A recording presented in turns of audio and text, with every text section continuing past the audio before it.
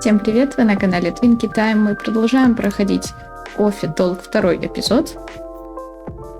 Да, дико извиняюсь. Я не помню, что тут было. Так, чай с имбирёвой лёдом. А что тут было? Это новый день? Это продолжение там. Это уже конец дня, наверное, да? Мы читали это? Да, мы читали это. Так, окей, ну ладно. Вот вы горячий Джахе Розелла.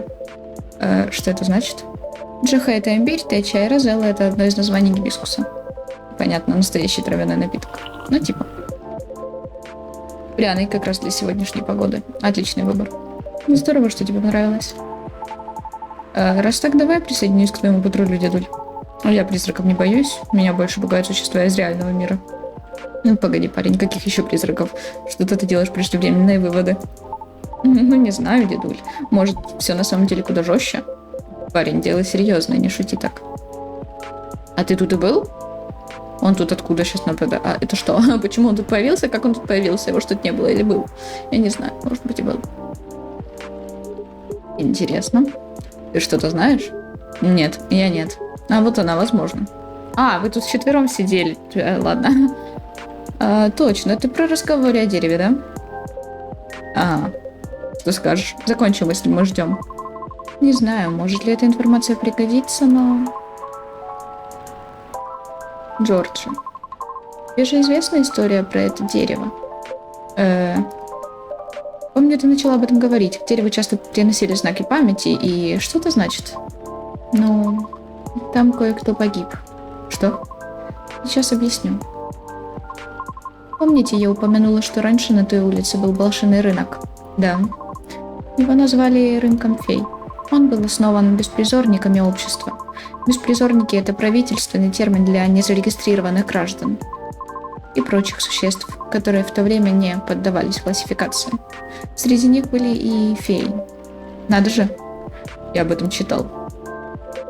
После войны правительство предприняло первую официальную попытку разобраться с ситуацией. Создание справедливой классификации стало одним из первых шагов на пути к гражданскому миру. Но процесс слишком затянулся, классификация получилась слишком упрощенной и бесполезной. Это произошло до принятия акта о правах? Задолго до него. Те, кто не мог зарегистрироваться, по сути, попадали в административное чистилище. Что? Это, по сути, хуже смерти. Да, это ужасно. Поэтому рынок феи открылся. Беспризорники смогли пережить меняющиеся времена во многих смыслах. У рынка не было оговоренного графика работы, так что в начале недели феи у перекрестка разбрасывали цветы. Так люди понимали, что можно прийти и посмотреть на товары. Как-то уж очень скрытно, нет? Тогда это было незаконно, глупыш. Ой. В этом и заключалась проблема. Рынок работал днем и ночью, его формат не менялся. В то же время экономика начала медленно преображаться. Люди стали тратить больше и вести себя безрассуднее. Законы же по-прежнему были довольно шаткими. Однажды ночью случилась авария. Выпивший водитель превысил скорость, съехал с дороги и врезался в продавца. Единственным свидетельством преступления осталось это дерево, причем раньше его там не было. Погоди, что?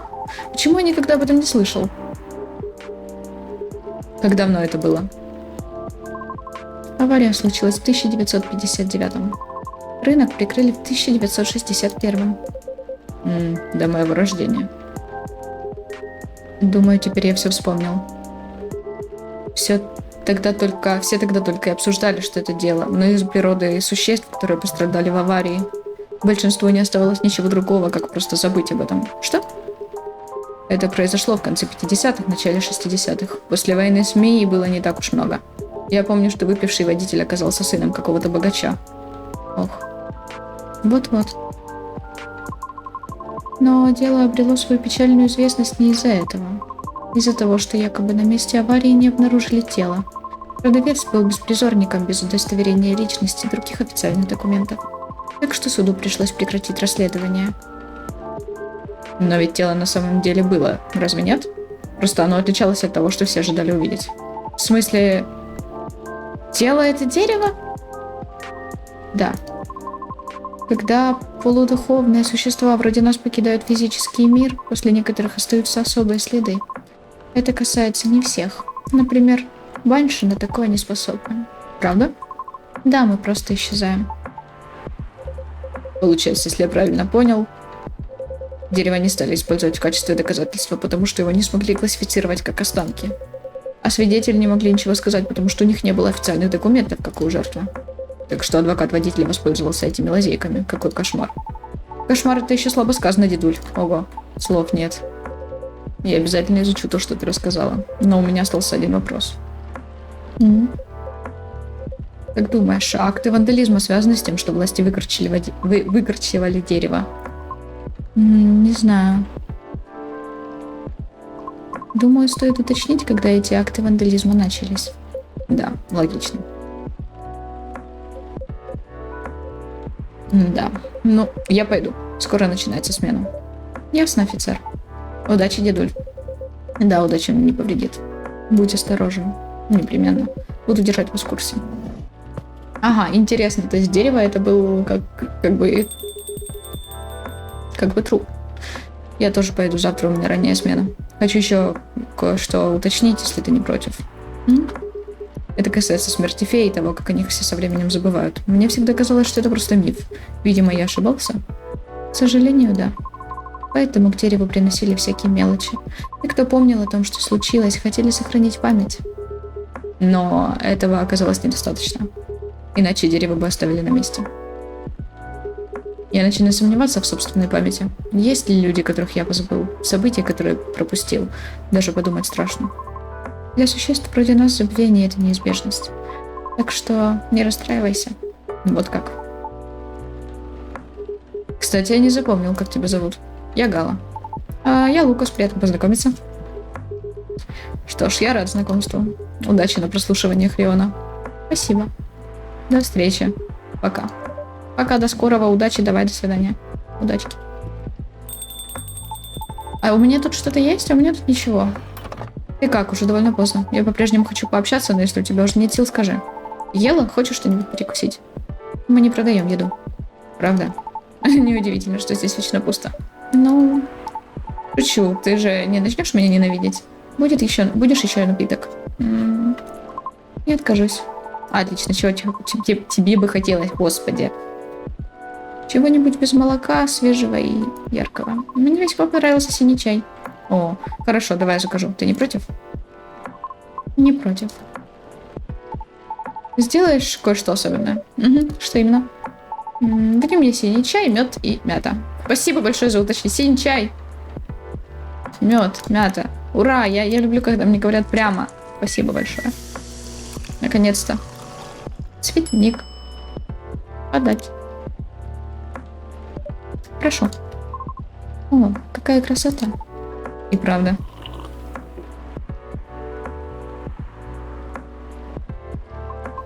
Вкусно, но вкус не очень насыщенный. Ох. С лимоном получилось бы лучше. Это надо запомнить. С лимоном вместо чего? Синий чай, мед и мята. Наверное, вместо мяты. Но мне нравится. Спасибо, что угостил. Ага. Отдельное спасибо за то, что напиток такой красивый. Стараюсь. Вот так история с аварией и прочим.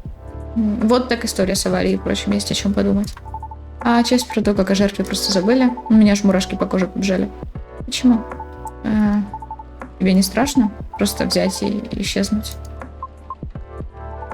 Вот, мне страшно. Поэтому я подумал, что наконец-то тебя понял. В смысле, почему ты решила стать оперной певицей, но только на своих условиях. Пойти традиционным путем. Да? Не поделишься мыслями? Потому что я сама еще не до конца поняла, зачем мне это надо. А, вот как. Никакого давления, да? Можно я сперва задам тебе один вопросик? Давай. Что тебя вдохновило? У меня есть догадки, почему ты выбрала пойти тяжелым путем, но почему ты решила стать именно оперной певицей? Потому что однажды это уже получилось. В смысле? Потому что однажды это уже получилось у одной банши. Так что я знаю, что это выполнимо. О, серьезно? Она исполняла щербетную арию и не могла похвастаться особой популярностью. Что такое щербетная ария? Это значит, что ей досталась второстепенная роль. В операх 19 века щербетные арии исполняли ближе к концу второго акта, перед завершением вечера. В это время разносчики предлагали зрителям различные товары, зачастую десерты. Так родилось название «Щербетная ария». О, понятно. Эти арии были как пение на заднем плане в конце шоу. Да. Сейчас все по-другому, а зрители ожидаются, что они досмотрят оперу до конца. Впервые я услышала ее голос на старой записи одной комической оперы. Я тогда была еще совсем маленькой. Она исполняла роль растерянной горничной в самом конце. Задавалась вопросом, почему люди ведут себя как безумцы, когда влюблены. Но несмотря на это замешательство, она думала, что еще не слишком стара и должна выяснить причину самостоятельно. Вышел забавный эпилог. Услышать, как Банши исполняет такое игривое легкое произведение, для меня это стало настоящим открытием. О, еще бы. К сожалению, мне больше не удалось найти ни одной ее записи. Но ту я запомнила, так что я покинула свою общину и начала пробиваться в интересную мне сферу. Это очень крутой и смелый поступок. Согласен. Я никому об этом не рассказывала. Мне немного неловко. Брось, для этого нет причин, я думаю, это очень круто. Ты просто вдохновлена, хочешь выйти за рамки того, что от тебя ожидают. Оставить след в этом мире. Ты так думаешь? Ага. Ты просто пытаешься пройти по уже проторенному пути. Это не всегда плохо, особенно для таких существ, как мы. Ты смелая, просто стараешься проявлять осторожность. Да, потому что путь, который ты выбрала, все равно очень непростой. Насчет того, чтобы оставить в этом мире след после себя, не знаю. Просто мне кажется, что мы похожи. И к тому, что зачем вообще рождаться, если потом о нас никто не вспомнит. Да? Без комментариев. О. Почему ты так хочешь, чтобы тебя помнили? А с чего бы этого не хотеть? Мы, Банши, видим мир немного иначе, чем большинство. Так что просветишь меня? Могу говорить только за себя, но в моем случае я родился в очень большой семье. Прям огромной. Буквально не мог посчитать всех своих братьев и сестер, даже если бы попытался. Спасибо папе, они были повсюду.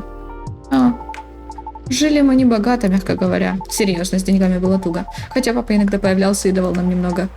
Но их едва хватало, чтобы оплатить счета за пару месяцев. Через пару дней он опять исчезал. Ты самый старший? Не. К моменту, когда я заканчивал школу, старшие братья уже съехали. Я очень удивился, когда выяснилось, что папа перед смертью переписал дом на меня. О. Сейчас в нем живут братья, сестры и мама. Сожалею о твоем отце. Подожди. Братья, сестры и мама. Он же сказал, что у них только мужчины. Другие, наверное, ладно. Ладно, я ничего не... Все, забейте. Да все в порядке. Так вот, мои старшие братья вернулись, они хотели, чтобы я продал дом, разделил вырученные деньги. Все хотели кусочек наследства. Ты ведь этого не сделал, да? Нет, конечно. Поэтому я переехал в Лос-Анджелес. Если они хотят, чтобы я продал дом, пусть за мной помотаются. Правильное решение. К счастью, мы с младшим братом хорошо общаемся. Мы настоящая команда. Приятно слышать. Но именно поэтому мне нужно было поскорее заработать деньги, чтобы их поддерживать, оплачивать счета семьи. Ну, конечно, мне самому нужно было что-то есть, так что я присоединился к продюсерскому дому. Продюсерскому дому? Да, это вроде как дом, в котором живут, ежедневно снимают видео создатели контента. Я тогда был мелкий и наивный. Впервые в одиночестве оказался за пределами родного штата, так что я тогда мало что понимал, не знал, что все вокруг только и хотят меня использовать. Ну, типа, вот так. Да, история эта не из веселых. Если тебе не хочется об этом вспоминать, можешь не рассказывать. Да не, дело не в этом. Просто в том продюсерском доме было очень-очень стрёмно. Но мне все равно нужны были деньги. Кто-то пригласил меня туда посмотреть мой видеоблог. Я оказался тем самым младшим, пытался со всеми подружиться. Но все мы работали в индустрии развлечений, понимаете? Это значит, что у всех нас была нереальная мания величия. Естественно, в доме существовала иерархия, и я с таким рвением пытался всем угодить, что стал предметом вечных насмешек. Кстати, тогда меня это не особо огорчало. Я многому там научился, врать не буду. Да. В общем, играть роль сатира, забыв про собственную личность, это отстой. Конец. Сложно не согласиться. Извини, клянусь, что я не об этом хотел с тобой поговорить. Все нормально. Сегодня я узнала много нового. Я не хочу и дальше отнимать у тебя время. Можно я задам прямой вопрос? Конечно. Супер. Ты бы хотела сняться в моем новом шоу в качестве гостья? Что? Я понял, что сглупил в день нашего знакомства. Навязал тебе свои мысли, умничал не в попад. Я раскритиковал твои стремления, потому что позавидовал твоей твердой решимости. Сам-то я не смог повести себя так, как ты. Но ведь в конце концов ты добился успеха, разве нет? Причем тяжелым трудом. Да, но в процессе я почти забыл, зачем вообще во все это ввязался. Плыл по течению, придумывал оправдание, просто чтобы оправдать себя. Но ради чего? Поэтому хочу устроить шоу талантов для тех, кому есть что показать. Проект пока не полномасштабный, но тебе заплатят за участие, обещаю. Деньгами, а не минутой славы. Хотя поначалу сумма будет не ахти, потому что у меня пока не слишком большой капитал. Погоди, это немного неожиданно, тебе не кажется? Я на тебя не давлю. Как устроено это шоу? Ну, я еще не уверен на 100% в том, как все будет это выглядеть, но задумка такая. Сначала интервью, затем запись выступления. Все оборудование с меня. Монтаж и прочее тоже на мне. На это уйдет какое-то время, потому что я параллельно занялся своими остальными шоу. Но видеоблог начинался примерно так же, я все делал сам. Так что можешь не сомневаться, продукт у нас получится качественный. Ты же понимаешь, что твое шоу провалится, если я буду первой гостьей. Да и пусть, если так. Мне плевать на критиков, в отличие от тебя. Так что не буду на тебя давить. Я польщена, но откажусь. Спасибо. Хорошо. Спасибо за предложение. Спасибо, что рассмотрела его. Отказалась? Серьезно? Да ну... Мне кажется, она потом согласится, нет? Я, конечно, могу ошибаться. Да блин, где-то на лице у меня волосина, я не могу понять откуда. Неприятно. Точнее, щекотно. Похоже, мне пора. Ладно.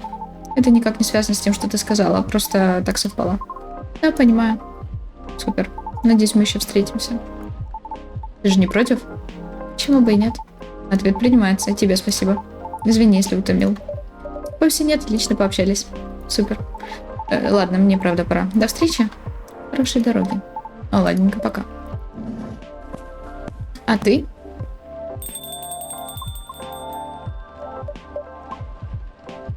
Че она смеется? Я за последние 2 года столько не разговаривала, как за этот вечер. Приятно слышать. Спасибо. За что? За такую уютную кофейню. Знаю, я не сахар. Для тебя и остальных здесь всегда есть местечко. Ну, я пойду. Кажется, мне нужно многое переосмыслить. Но я обязательно вернусь. Тебе здесь всегда рады, береги себя. Окей. Ух. Кажется, на сегодня все. Надеюсь, у всех все будет хорошо. Ну да. Млечный путь, сладкий, освежающий, как сам космос. Я вижу в нем мяту. Возможно, молоко с... Не знаю, это белая жидкость. Или... Вряд ли кофе. Черный чай с молоком, может? Мятой? Да нет, вряд ли, не знаю. Без понятия.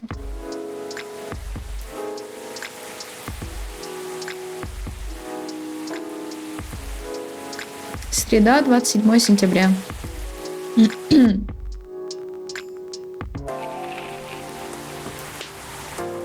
Первый прототип лунной панели готов к испытаниям. Представители прогрессивного эльфийского металла Аватор оказались на вершине чарта в США.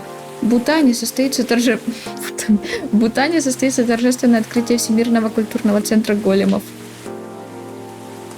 Окей. Посмотрим, что у тебя здесь сначала.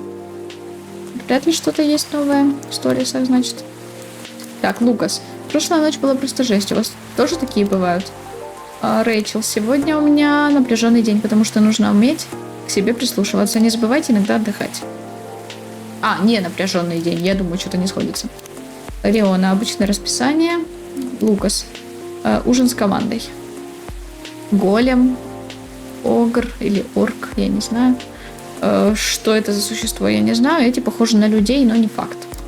Прикольно. Тут. Что это? В принципе, не длинное, поэтому давайте прочитаем сейчас. Что остается на барной стойке? Можно одолжить зажигалку? Конечно, держи. Спасибо, дружище. Ты кого-то ждешь? Может быть, не знаю. Может быть и нет. Черт его разберешь. Жаль, что так. Знаешь, закажи что-нибудь, я угощаю. Уверен? Я от такого предложения не откажусь. Конечно. Жаль, что ты в такой ситуации, чувак. Это отличный бар, так что выпей. А печаль оставь на барной стойке. Так же говорят, да?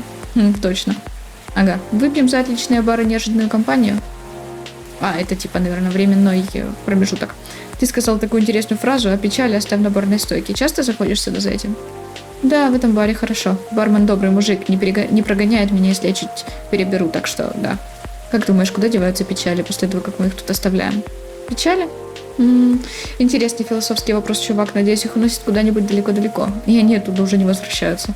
А если все-таки возвращаются, тогда мы берем себя в руки, заказываем что-нибудь покрепче, а потом еще раз и еще, пока печали не сдадутся. Ну, или наша печень.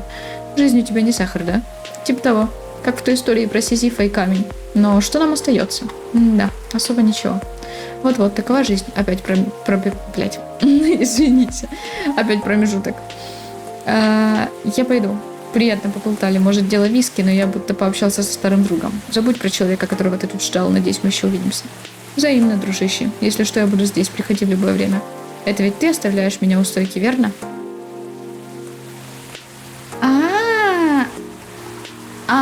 Забудь про человека, которого ты тут ждал. Надеюсь, мы еще увидимся. Будто пообщался со старым другом. Бля, прикол. Взаимно. Если что, я буду здесь. Приходи в любое время. Это ведь ты оставляешь меня у стойки, верно? То есть он сейчас общался с... Боже. С печалью? Прикол. Ну, забавно. Так, запас полный, погода подуспокоилась. Похоже, сегодня отличная ночь для историй. Акве? Нет, реально, ты? Привет. Привет.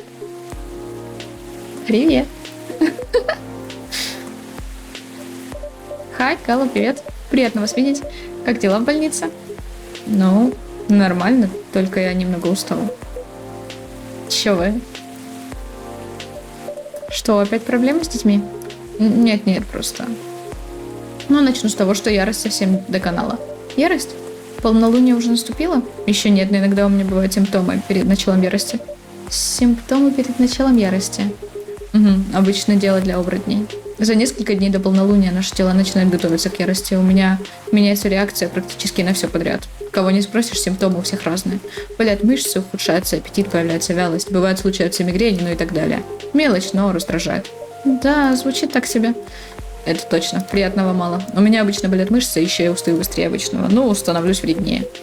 Хайд как-то подозрительно молчит. Ты че молчишь, а? Что такое? Может, есть напиток, который мог бы облегчить твои симптомы?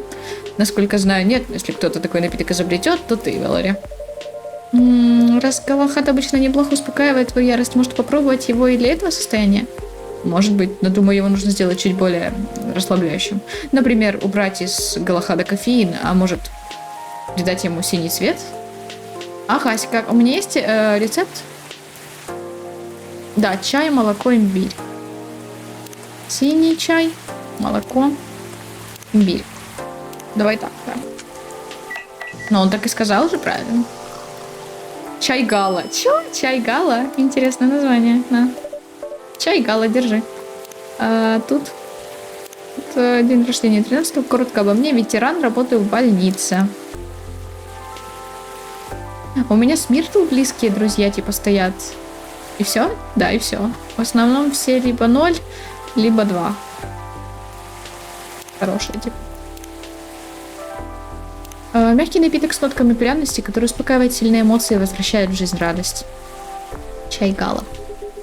Ты, походу, придумываешь название. Ты на ходу придумываешь название, Валери? Нет, иногда над ними приходится подумать, чтобы названия подходили под ситуацию. Такое ощущение, что ты заранее знаешь, что мы скажем, что мы закажем. Считай, это мое шестое чувство. Ладно, проверим, какое оно на вкус. Шикарно, как раз то, что мне нужно было. Приятно это слышать. Хай, ты там вообще, я не знаю, ты в порядке? Что за странные взгляды? Что-то случилось? Знаешь, скажу как есть, мне нужна твоя помощь. Моя помощь? Брось, ничего особого и не произошло. Да? Я вчера так вымотался, что чуть не заснул на работе. Самое главное, что больше всего страдаешь от этого ты. Хандришь, дуешься, отказываешься думать о том, как выйти с этого состояния. Я никогда тебя таким не видел, начинаю беспокоиться. Тебе не о чем беспокоиться. Ты так говоришь, потом куксишься 8 ночей подряд. О боже, что? Чужие советы не помогают. Хайд, я сам еле держусь на ногах. Ты же знаешь, как мне плохо перед приступом ярости. Предположу, что вы вчера все-таки пообщались. О, да. После того, как мы попрощались, я пришел домой и увидел его. Он валялся на диване и пялился в потолок, с таким унылым видом, что во всей квартире шалила гнетущая атмосфера. Это происходит не первый раз. В последнее время такие случаи участились. Прошу, помоги мне помочь ему. Я уже на грани. Хайд? Ладно. Мне просто все до смерти наскучило. Я бы точно умер, если бы не это мое бессмертие. Мне почти 40. И мне еще никогда в жизни не было так скучно. 40? Он имел в виду 400? Я не знаю. Любопытно. Обычно ты пытаешься создать впечатление, что ты гораздо старше. 40 по вампирским меркам. Я тебе не скажу, сколько мне лет, по-вашему. Не отвлекайся, Валерия. Давай сначала решим проблему, потом посредничайте. Извиняюсь. Почему же тебе так скучно, Хайд? Из-за работы. Что-что? Из-за работы. Не кричи. Меня это тоже раздражает, понятно? Я не привык сидеть сложа руки. Но работа моделью уже давно не приносит мне удовольствия. В прошлый раз ты об этом упоминал. Ты ведь планируешь уйти из этой индустрии, да? Хим. Ага. На это есть конкретная причина? Просто мода стала такой недолговечной. Когда я только начинал, либо люди воспринимали ее иначе. От одежды не торопились избавляться, так что все должно было быть элегантным, качественным и универсальным. Фотографии с некоторых компаний, в которых я снимался, висели на рекламных щитах месяцами. Я знал, что одежда с них прослужит много лет. В некотором смысле чувствовал, что у меня зарождается связь с людьми, которые носят эту одежду. Я рекламировал то, чему было суждено стать частью их самых приятных воспоминаний. Но затем наступила эпоха соцсетей, все стало одноразовым. Я про одежду, конечно, но в еще большей степени про моделей. Я участвовал в съемках, бренд выкладывал фото онлайн, это привлекало всеобщее внимание на... сколько? Минут 10? Затем приходило время следующей съемки, и все забывалось. Стоит моргнуть, все пропало. О какой связи может идти речь? Разве это не меняется с введением понятия медленная мода и прочего? Да, винтажная одежда снова набирает популярность. Это не может не радовать, но моя работа остается прежней. А что насчет твоих фанатов? На тебя подписано столько человек. Ты уже говорил об этом вчера, мой ответ не изменился. Они подписаны на меня, потому что считают меня симпатичным. Приятно, когда тобой восхищаются, но у меня нет с ними настоящей связи. То есть ты хочешь нести более значительный вклад? Наверное. Но я бы хотел сделать что-нибудь запоминающееся, что действительно повлияло бы на жизнь других людей. Ты ведь в курсе, что уже влияешь на жизнь людей вокруг тебя? Что эти люди никогда тебя не забудут? Это не одно и то же. Может, тебе стоит получить образование врача или что-то в этом духе? Тогда ты мог бы по-настоящему повлиять на мир. Нет уж, спасибо. Работа должна быть интересной. Учиться 10 лет, чтобы затем изнурять себя во время 14-часовых смен? Ты перепутал меня с каким-то другим вампирой-трудягой? Вампирой. Ну, все правильно, все правильно. Видишь, с чем мне приходится иметь дело? Да, непростая ситуация. Хайд, не хочешь поразмыслить обо всем этом с напитком в руке? Да, пожалуй. Знаешь, как мне угодить. Мне понравилось много из того, что я здесь пробовал. Помнишь, когда я пришел сюда впервые? Да и не только. Я не грыбу! Ты что, шутишь? Знаешь что? Ты знаешь что? Нет, я не согласна, я не хочу. Я это вторая или какая серия подряд, он говорит, помнишь, что было, когда я пришел первый раз? Или не он, не помню, кто это говорил. А я не грыбу. Это было первый раз в первой части или в этой части? Если в первой части, то я вдвойне не помню. Если в этой части, то я тоже не помню. Понятно? Я не знаю. Я не знаю. Какой напиток он от меня хочет. Кофе толк. Я не знаю. Я правда, я не знаю. Я просто, я не знаю. Я серьезно. Я, короче, посмотрела, там написано, что это кофе, имбирь. Да, я вот так вот, это не имбирь. Кофе. Имбирь. Вот так вот, да, немножко, так сказать, читерю. Ну, Я ничего не могу сделать. Я просто, если он мне так и будет толдычить, принеси мне то, что я заказывал в первый раз, я этого в жизни не узнаю. Либо с комментариев я узнала бы, а это я узнаю, скорее всего, ну, не в этой серии, очевидно, а уже намного дальше, потому что я что-то наперед записываю, и типа... Ну и, короче, либо так, все. Либо третий вариант обосраться. Я выбираю не обосраться. Джахет Убрук. Индонезийский напиток на основе кофе с ярким имбирным вкусом. Понятненько. Что тут? Что-то хочешь мне сказать? А, у меня с тобой третий да? Что я люблю? То, что я уже 10 лет как не пью кровь в моей жизни. Сейчас я модель, в прошлом фондовый трейдер, предприниматель, венчурный капиталист. Что это такое, хрен узнает. Anyway. Давайте, наверное, на этом закончим. Ну ладно, давай я дам тебе этот напиток и на этом закончу. Отлично, Валерий. Вот Хайд только что проиграл пари. Пари? И вчера, когда Хайд предавался жалости к себе, я сказала ему, что он много кому не безразличен. Еще я поспорил, что ты сможешь вспомнить, что ему нравится, даже если он не даст тебе ни одной подсказки.